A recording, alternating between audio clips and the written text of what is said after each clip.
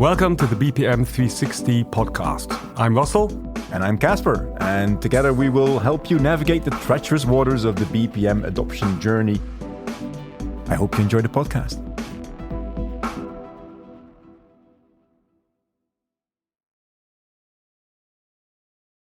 Ladies and gentlemen, welcome to another episode of the BPM360 Podcast. My name is Caspar, your host, and joined today with me, as always, is my co-host and good friend, Russell. Russell, how are you and where does this podcast find you?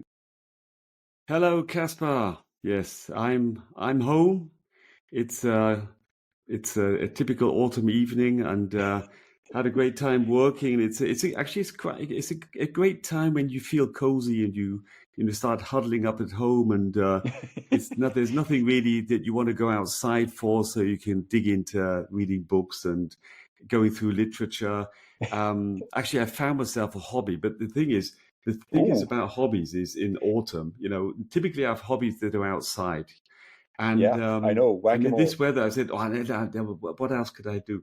And I was fumbling around, and I found this awesome program. It's called strudel.cc, and it takes So I'm actually from a family of musicians, but I'm the black sheep of the family. But strudel actually is like a web-based open source synthesizer where all the rhythms and sounds and everything is put into JavaScript code. So you can do live coding, and it's automatically updated and generates then into beats and sounds and whatever. And of course, there's a fantastic community around this. And I started, getting into this. And I thought, the stupid thing is you kind of, but when my son sees me, he says, "You're in front of the computer all day." And I said, "Yes, but, at daytimes I work in front of the computer. And then in the evenings I have entertainment." So it's again, a sign like that sometimes the computer has such a vast capability, but also the community behind these niche products. I've never heard of it before. I saw this Instagram reel where I saw this woman live coding JavaScript and the beats would change, and I thought it was awesome. I saw that one. I saw that one. Oh, is that strudel.cc? That's strudel. That is so cool. Okay. And then you see the stack of technology said, but then if you want to install it yourself, got the web-based version as well. But then you have something like Tidal, and then you have SuperDirt, and then you have Super Collide, and they're all like different abstraction layers of coding that have open source been built up for you then to play around with music a bit. And I'm going, this is the whole. What I think about this is it's like this whole community, open source, sharing passionate things, being passionate about something and getting a community together for things to really work. Awesome. I said that's it's an interesting one, Russell. I mean, I haven't seen what the weather is outside because I've been locked in my hotel room for the last couple of hours on meetings and stuff. But anyway, I mean, what you say about there's a web version, but if you want to have the other version, then it's this application and that and this and that. That is very similar to what I sometimes experience also in the process management universe, where you say, well, it's just a process model. Yeah, but then there is release workflows, and then there is governance, and then there is communication and stakeholder management and management of change, and then before you know it, it blows up. And that's the same. I don't want to count the times that I just tried to implement something simple, at least according to social media, it's simple, just to find out you need a freaking master's degree in engineering just to get it running. And listen, I'm working with computers since 1985. It's a long time, and I just like you, I like to be in front of them after I stop working just to game. I love gaming. And as much as AI is helping, say, manage these things that are quite complex, but that's what I was thinking about this. I said, but when you're talking to customers about process management, the whole organizational concept has different layers. It has different aspects that have to work.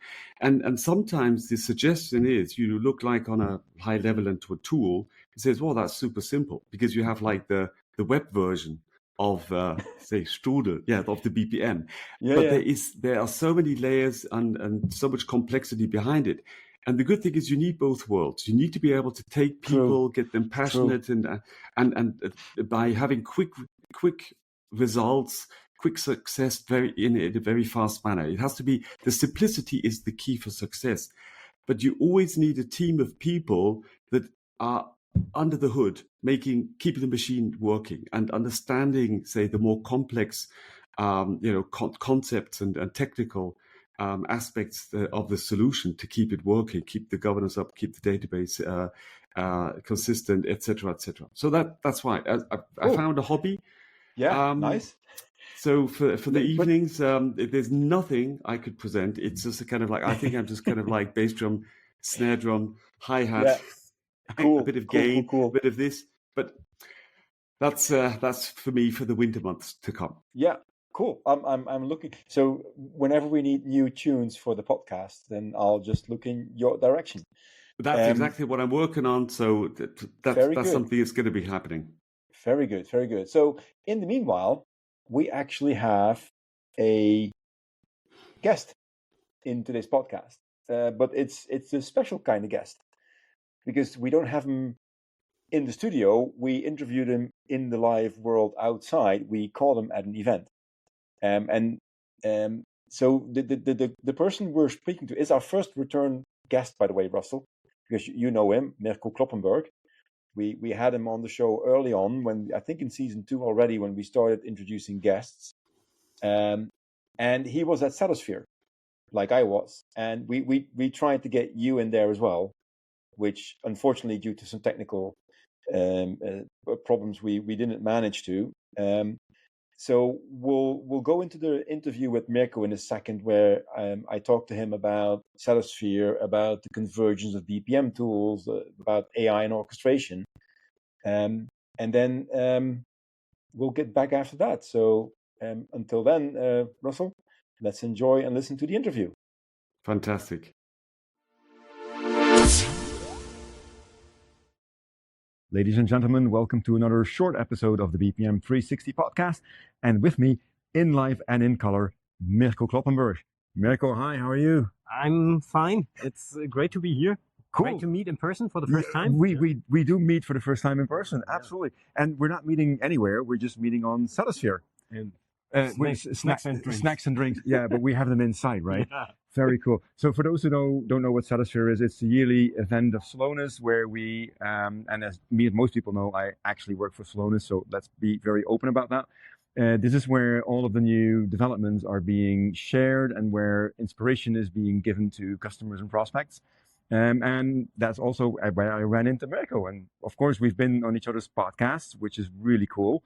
Really nice to meet in person. And what I would like to do, Mirko, just what's your experience in your first day that you had yesterday on Celosphere? Yeah. How was it? It was really, really good, I would say. So to me, the most important part was meeting all the people. Yes, of course. I ran into some people I've never seen before. They say, Mirko, we need to talk. Yeah. Who okay. are you? Yeah. I know how that feels. Yeah. So that was super cool.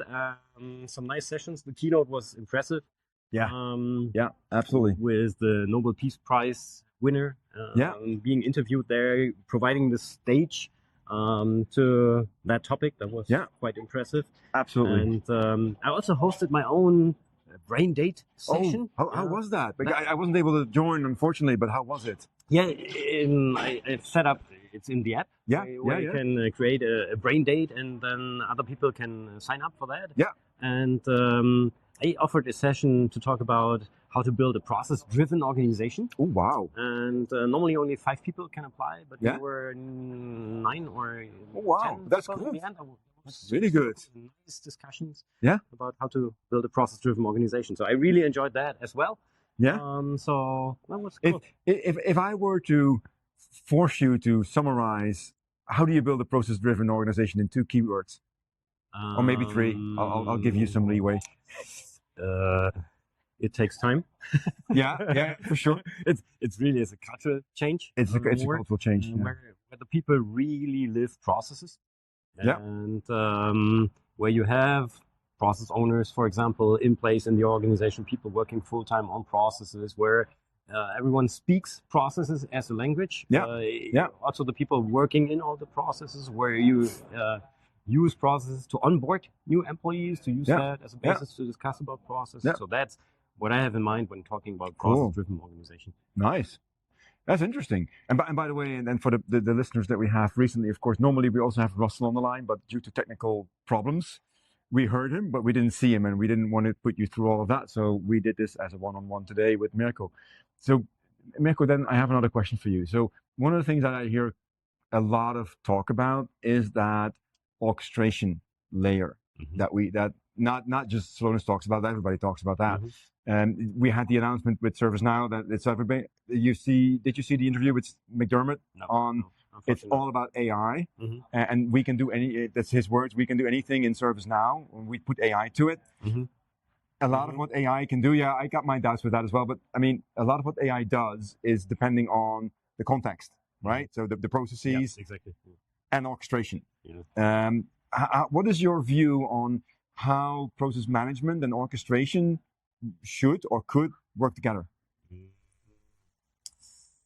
To me, in the past, process management has always been something on the meta level, where we do not touch the operational systems. And this is definitely something which will change as soon as we really orchestrate the processes from the process management tool. I'm still not convinced that this is applicable for all processes in an organization. True. Yeah, no, I agree with that. I'm still a fan of having specific solutions for specific processes and not using one for all.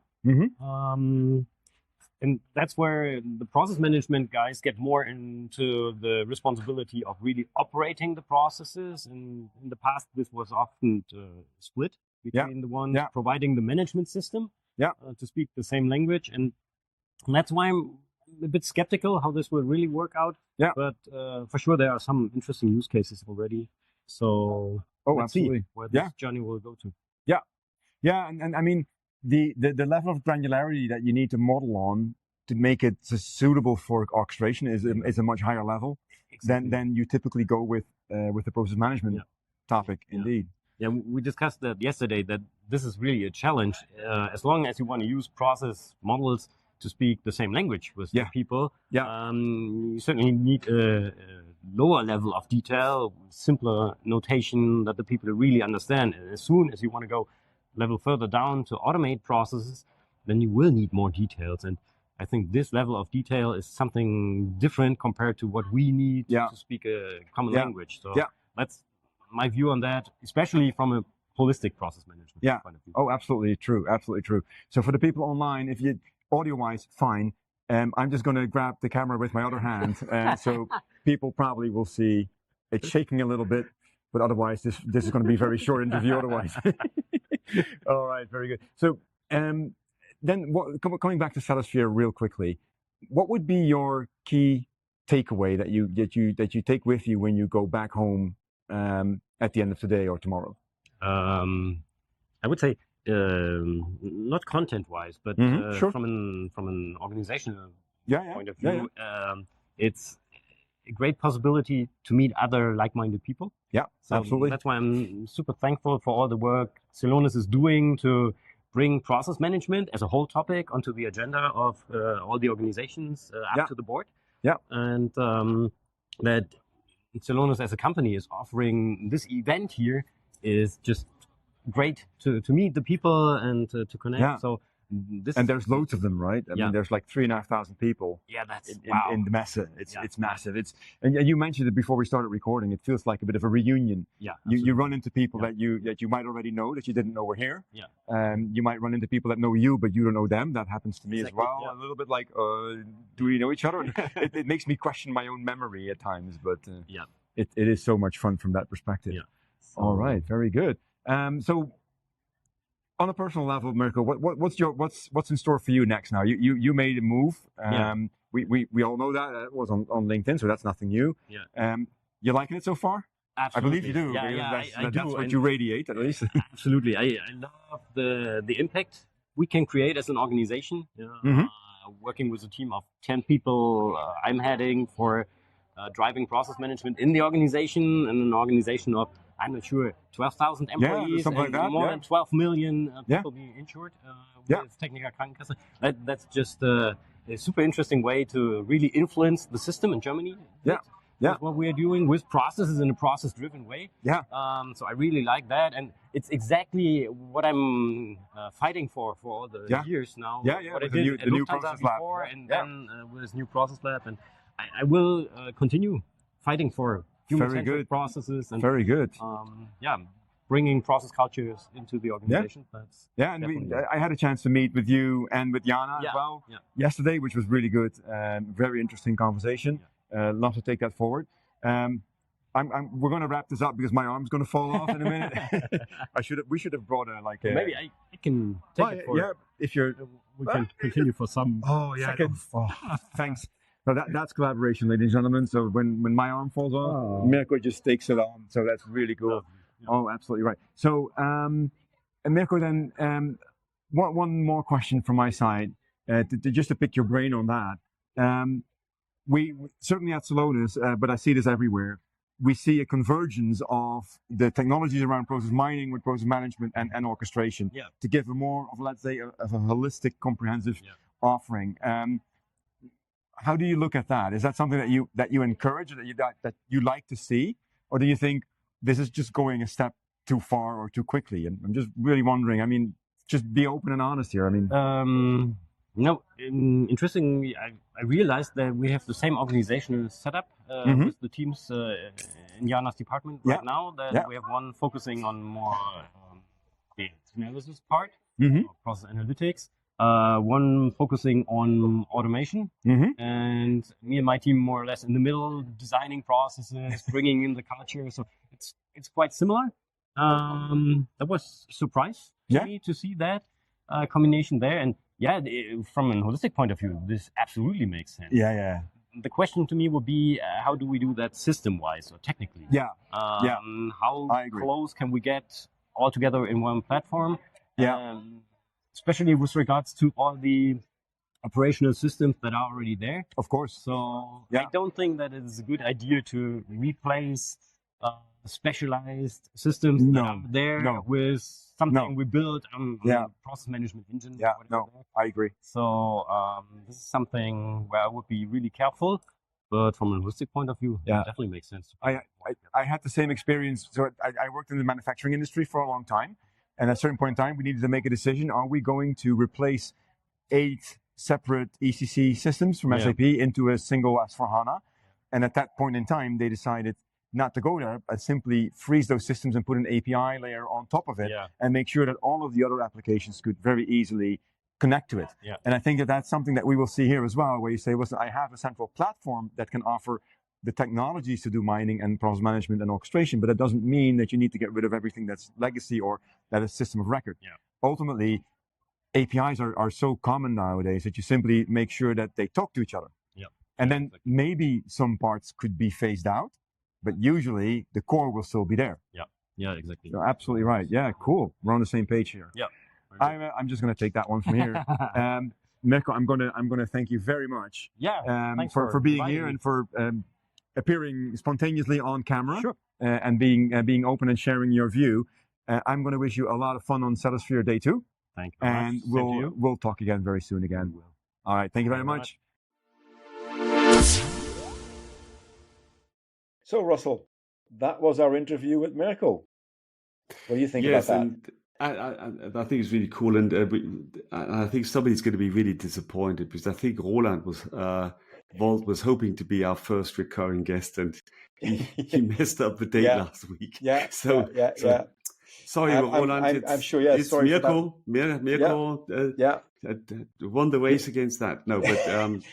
So that's one at one point, and I did manage to listen in or talk into the interview before my phone really had to I needed a real hard reset actually on that day. I don't know what happened, and I think it's really super that if you talk about see him talking. I mean, Mirko we know as the person who really has his focus on process, people centricity around process management.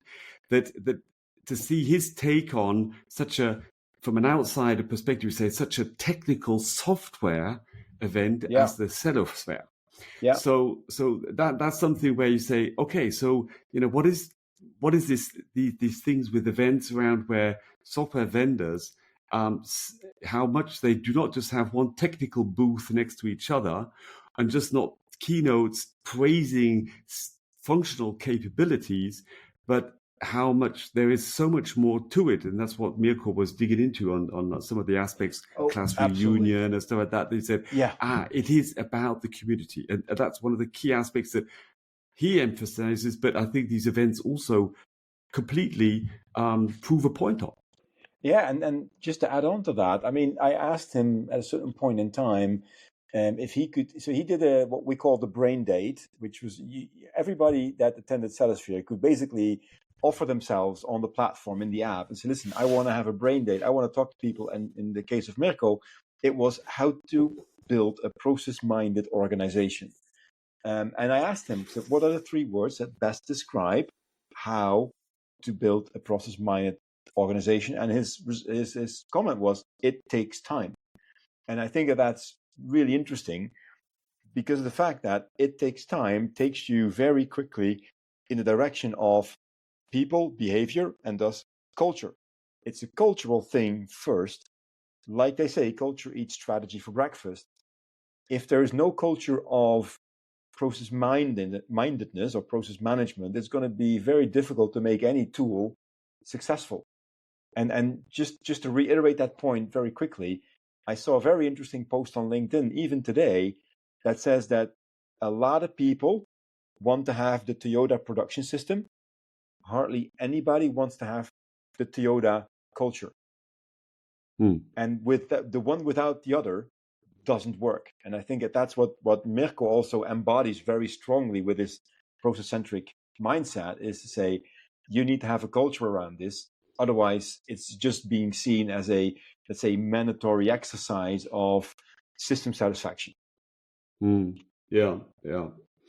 And Yep. So the other thing, which is interesting, I think that we might want to just take a quick stab at, is one of the last questions I asked Mirko is what he thinks of the current, let's say, trend in the market where you see some form of, let's say, functional consolidation around process management type of tools, process mining, process modeling, governance, orchestration, into single platforms. Celonis is doing that. Aris was already doing that. SAP tries to do that. ServiceNow is making a move in that direction. And Mirko's, and then I'm going to ask your view on that as well, Russell. But Mirko's view there was like, from an analytical point of view, if you're an analyst, it's great. I mean, everything that you need is in a single platform. The one conversation or the one discussion it always triggers is, do you want to go best of breed or best of suite? And that's pretty much where we left it off. But how do you look at that, Russell, that consolidation movement that's going on right now? So the ideal world you have like this, or you believe that the advantages of a standardized, harmonized platform, and that it will make everybody happy, is I think a real challenge. And I was just talking today about a customer situation where they're again trying to map out and harmonize their process architecture, and we were looking into it. It says, okay, so because ultimately, if you want to have like a best of breed setup, or even a common platform, you can always have to go into the repositories and look at the meta model and see how you can make this work across all these different use cases. And you're talking about culture. Yeah, there is like you want to have people process minded, but you will always have like this subset of let's say specialists that are looking at process centricity from a quality management perspective and compliance. You will have people looking at it more from an application enterprise architecture perspective. This whole repository or this whole setup, and other people that really look at the process excellence and optimizing details. And so even here, before you even talk about tools, if they're like coming from one platform or they're best of breed, the big challenge is having like this overarching concept as a culture, where you understand that there are other stakeholders, there are other use cases, and somehow you have to find a compromise on how these work together. And coming up with one tool that then fits all is a challenge, because you will always have like specialist applications, for example, LeanIX or something like that, where the people working in LeanIX say, "Oh, this has been tailor-made for me." Yeah, so like the best of breed aspect. But then the companies providing it and the meta model behind it is just not so open that it will then be 100% compatible to the solution that is in place for the process management people or the quality management people. So in an ideal world, I think best of breed integrated best of breed solutions based on one meta model could be an awesome setup. But you do see how companies providing such solutions like SAP with Signavio, LeanIX, and Calm, but also companies that are implementing them, how much they struggle to get this all harmonized and integrated and set up. And that's where the platform comes in, and it's faster. It's not ideal for each stakeholder because they've always one Excel solution here or a LeanIX there or whatever, but it's out of the box. There is a basic concept that brings the best compromise to the table, and it's a speed to market thing. And that's where I think that's something you need to think about. And ultimately, coming back to it, if you go best of breed or push in the one standardized solution, if you don't have like a common mindset of collaboration and understanding the differences and similarities and the objectives you're following, it's all going to fail. Yeah, no, absolutely. And I think Mirko actually gave quite a nice example. Of course, we all know he made a move recently, and he's now helping a German organization called the Technische Krankenkasse with the whole process management setup. And he mentions, I think, that they actually have 3 separate departments sitting underneath the same umbrella department. One looks at the mining part, one looks more on the process management side, the other one looks at orchestration, and ideally they come together. Now, I already think it's a wonderful situation if you have it under the same management, because what I also very often, I'm not sure, but what I regularly see is that the orchestration part is buried deep within IT. Process management is somewhere can be in both the business and in IT. Process mining very often is in the business. But you must say the management at that company has done a very smart move to take Mirko into the equation. Yes. That seems to be like exactly the like the person or the mindset you have to bring in to say, hey, let's how can we grow even further together? So they have it under one management, but they also know that they have to more or less create one common, let's say, culture around this with all the differences that we have. And I think that's exactly, if you come up with we should ask him if he has the not the superpower, but like the recipe for immediate and 100% success in getting people from these like different backgrounds and interests to work together and pull in one direction. Wow. Then we have the BPM world solution. Yeah. I totally agree with that. So from that perspective, Russell, it was a pity that that your phone played havoc at the wrong time. I think it's called Murphy's Law. But it was a very fun interview with Mirko, and I think that in the future, we probably a couple of months from now, make half a year from now, we should get him back to see how things work at TK. Absolutely, because look, we're going to have an interview with Roland soon, and then it'll be par. And then if we get another interview with Mirko in half a year and see how he's developing his organizational concepts, we can give Roland another hint as well that he's and then maybe he can write a 3rd book, and we can get him back on again. I think he's onto it. Yeah. I can fill up a bookcase in a short amount of time, and the books that we're reading on BPM right now. It's really wonderful. So let's wrap it up for now. It's a short episode. We had a wonderful interview with Mirko. So again, Mirko, thank you very much on behalf of the BPM360 crew. We will meet each other again soon. Russell, in the meantime, I have to say, I wish you a very pleasant week, and we'll talk again soon. And to the listeners, thank you for joining in. Like and subscribe if you feel like it. See you next time. Bye-bye. Thanks a lot. Bye-bye.